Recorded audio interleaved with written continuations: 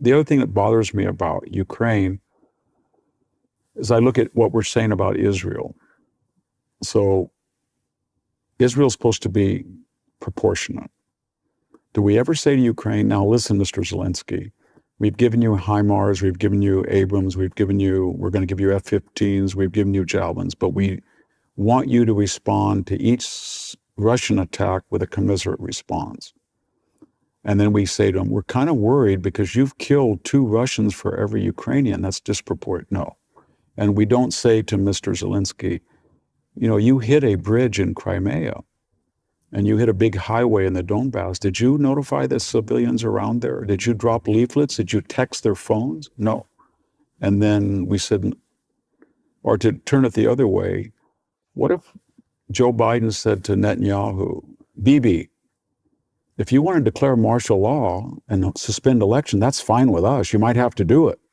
That would be unthinkable. That's what we did with Zelensky. He hasn't had election, and he enacted martial law. So we have this disproportionate attitude that all these people on the left are saying, be disproportionate, arm them to the teeth, kill as many damn Russians as you can. Don't worry, when they kill civilians, you reply, but not with Israel. So I don't know why that is. Where is this idea that when you're at war, you have to count a proportionate response? Why is that even a goal? It's nowhere historically documented. Let me put it that way. I know of no war that the victorious side was proportionate. The whole point of war is to be disproportionate. No one said on December 8th, they took out 2,500 Americans. So we're going to go bomb Yokohama and take out 7 battleships of the Imperial fleet and kill 20, and then we're going to quit. Nobody would think, and then that FDR would give a lecture to Congress and say, I want to end the cycle of violence. No, he said just the opposite. And no one would say, if the Israelis said, okay, we're going to send some paramilitaries in and we will kill 1,100 Gazan civilians and we'll rape them, mutilate them, behead them, burn them, and then we'll be proportionate. No, that would just be that would ensure a cycle of violence. The whole purpose of war is to use more force to defeat, humiliate the enemy so you reestablish deterrence. All war is if this is a power and that's a power and this a power, what makes war break out is that guy doesn't know what that guy's power is and that guy doesn't. So when we get out of Afghanistan or we let a Chinese balloon or we do this woke military, then these powers say, I don't know how strong the United States is anymore. I'm going to take a chance. And when Israel lets in Gaza people and they talk about perpetual peace, then Hamas, I don't know how strong. When you make it very clear what you have and what you're capable, nobody has any misunderstanding. So war is unfortunately the laboratory experiment of which shouldn't have had to occur. Right now, everybody knows that Israel is stronger than its neighbors and you don't screw with it and you have peace. But if somebody has a misinterpretation that maybe Israel gave the wrong signal or maybe we forced them to, same thing. Or weaker powers that feel they can attack a stronger power, they develop contempt because they say to themselves, if I had Israel's power and Israel came into my country and killed 1,100 of them, I would destroy them. And the fact that they don't destroy them and they have all that power means they're decadent. That's how they look at things, unfortunately. I wish it weren't true. And so war is kind of a breakdown in knowledge of, it's like all of us in this room don't like each other. And would I go over and hit somebody? Not unless I knew that guy was not a black belt and that guy doesn't have a Glock and that person doesn't have a knife. I'd be stupid to do that. So once they tell me of their relative strength and I gauge it against mine, then there's peace and then we can get along. But when you don't know what a country's wherewithal is or what they're capable of, and that's what's happened. We've lost deterrence, and so has the Israelis, and that's very dangerous, unfortunately. And I don't know what's going to come of it, but they have to demonstrate what happens to you when you go in and kill more Jews on any one given day since the Holocaust. And what Israel is trying to do is say to the Arab world, You keep bragging that you're a cult of death and that we are weak because we believe in life. So you come in time of peace, in a holiday, early in the morning, during a concert, and you butcher people in a pre-modern fashion. You think it's really neat. You tape it, you call your mom and say, I killed 2 Jews. People greet us on the street. You take a Jewish corpse and you spit out. You think that's really neat. We're going to show you the wages of that. We're going to go in and we're going to kill every single person that did that, but we're going to challenge you to come out and now fight and get it over with. And I think there's something to that with Hamas. I think that's why 65% of the American people don't believe in proportionality.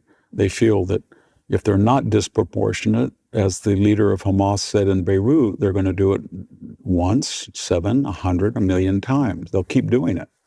Yeah. Until they have to learn that if you do that, it's going to be synonymous with your destruction. And once they learn that, maybe they will opt for a different agenda. Maybe they won't. But they have to know that if any time they don't, these are the wages of what they did. We have, I asked my father once, he was on a B-29 crew, 40 missions over Japan and occupied Korea during World War II. And I said, well, after they dropped the atomic bombs, Japan surrendered on September 2nd, 1945. What did you do then? You go home? He said, no. We flew into Japan 2 days later. I said, are you serious? You landed on a Japanese runway? He said, yes. And I said, well, there must have been snipers and terrorists. And he said, no. I said, well, what was the reaction? He said, they came out and gave us tea and flowers. I said, the people you bombed, you destroyed 75% of the civilian infrastructure of the Japanese cities. He said, yes.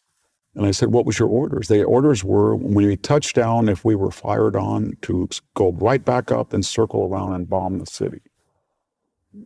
And this all sounds braggadocio or Neanderthal, but the problem we have in a modern, postmodern society is the people who act like they're empathetic and they're moral are amoral, and they get people killed. And the people who just say that I wish human nature was not this way, it's depressing, but it's not changing. And there's certain rules of human nature. And you have to instruct people what will be the consequences. Whether it's a smash and grab guy in San Francisco or a carjacker in Chicago, there has to be consequences. And too often people interpret generosity and magnanimity as weakness to be exploited, not to be reciprocated in kind. And that's what Israel's dealing with. And when you add all the things we've talked about of the modern university, and it's an impossible situation, because it's basically saying, hey, everybody, this is human nature. These people are acting in pre-civilizational fashion. We're not practicing genocide, and no, it's not apartheid, and no, we're not colonialists, and no, they're not refugees. Come on. And I get very upset about it, because I talk to every day somebody who's Jewish or Israeli writes me or calls me, talks. And it's the same thing. It's very sad. Professor Hanson, why don't you write about this? I said, do you write? Yes, we're telling everybody. I said, what do you tell everybody? Just what we're telling you. Doesn't the world see? And it has kind of the aura of 1939, 1940, 41, and it's same old thing. And people get very exasperated, because if you tell an Israeli or a Jewish person in the United States, look,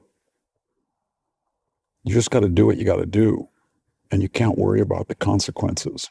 And if that means for 100 years Israel is this garrison state, you're going to have to be that way. If that means no guest workers in Gaza, whatever it takes, but you're going to have to demonstrate that it's a very dangerous thing to go into Israel and kill a Jewish mother. And if they do it for the next 100 years, it's going to be a terrible retribution.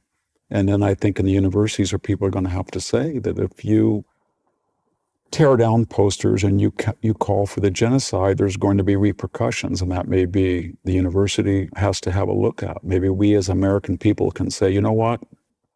We made a deal with all you universities. You told us that you were going to give a general, inductive, empirical education to 50% of the population. And you said that you were going to train professionals in science, medicine, disinterested empirical science and law school and business school, and they were going to be so preeminent that we would be preeminent as a country. And you kept your bargain for a while, and now you didn't. You're deductive, you're mediocre, you're not using meritocratic, our science is polluted. You can't talk about climate change, you can't talk about a quarantine, you can't talk about you can't talk about anything without you politicizing it. And and the kids that you graduate from Harvard and Yale don't know anything. So you broke the deal. So we're going to renege ourselves. And that means no more student loans, 1.9 trillion. You have a $60 billion endowment at Harvard. You back them. Maybe if you backed your own loans, you would get rid of the studies classes and you would tell kids to graduate 4 years and get a job and pay you back. But no moral hazard for you. Now we're out. And then you could say to Stanford and all of them, you have $40 billion in endowment. You're getting $3 billion a year in tax-free income. And that was based on what you said you were going to do. You didn't do it. Kids are not educated. Your professional schools are warped. So you just pay income tax on that. You're going to owe us $1.5 billion. I don't think they would have hired 73 DEI, you know what I mean, with that bite out of them. And then I think we could tell these faculty members, when a Cornell faculty member says, I was exhilarated, you heard that. When I heard Jews were being killed, except I could go all day on those. You can just say, do you have tenure? Do you have tenure? Nobody has tenure, just teachers and professors. So we should just say to them, no more tenure. 5-year contracts, you have to sign on the dotted line. You're going to write this many articles or books or this teaching evaluation. If you don't do it, you're out. And I think they would pay attention. Give them a lifetime employment and you get a professor, going out in Los Angeles and maybe hitting a Jewish guy and killing him. And that may have happened recently. So I think we have ways to restore deterrence both militarily and socially and culturally.